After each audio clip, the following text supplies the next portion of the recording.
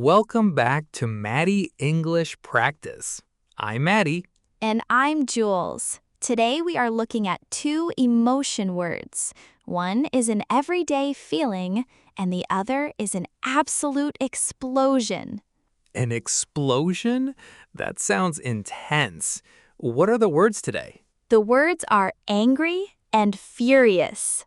Oh, angry and furious. We use both of these to describe when we are mad, but the energy levels are completely different.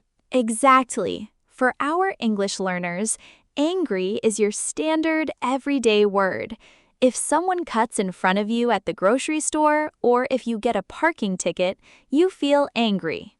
Right, it is a normal reaction when things go wrong or people are unfair, but furious is on a completely different level. Furious means extremely, wildly angry. It is 100% madness. You are boiling inside, and you might even lose your temper. Let's look at a real scenario to show the difference. I love using little stories for this. Let's imagine a hard-working carpenter named Thomas. Okay, I like Thomas already. Let's say Thomas spends 3 long days building a beautiful wooden chair. Now, imagine someone walks past his workbench and accidentally spills a cup of coffee on the leg of that brand new chair. Oh, that is definitely annoying.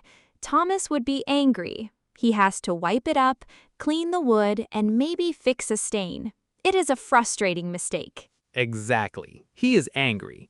But now imagine a different scenario. Someone walks into his workshop, picks up a heavy iron hammer, and completely smashes the beautiful chair to pieces on purpose. Oh, wow. That is a completely different situation. Thomas wouldn't just be angry, he would be furious.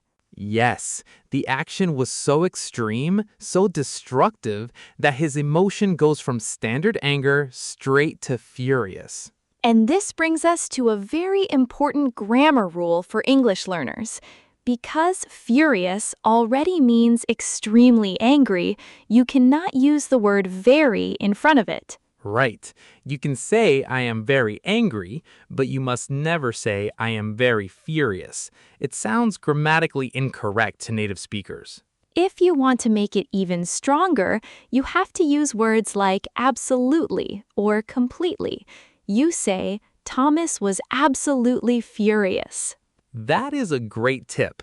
Saying I was absolutely furious makes your English sound so natural and advanced. Curiosity. Your homework for today: think about a time when you weren't just angry, but you were absolutely furious. What happened to make you feel that way? Practice describing the story out loud in English. Hope. Expressing your emotions with the exact right intensity is a huge step towards fluency.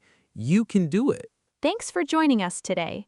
Keep practicing, keep listening, and keep growing.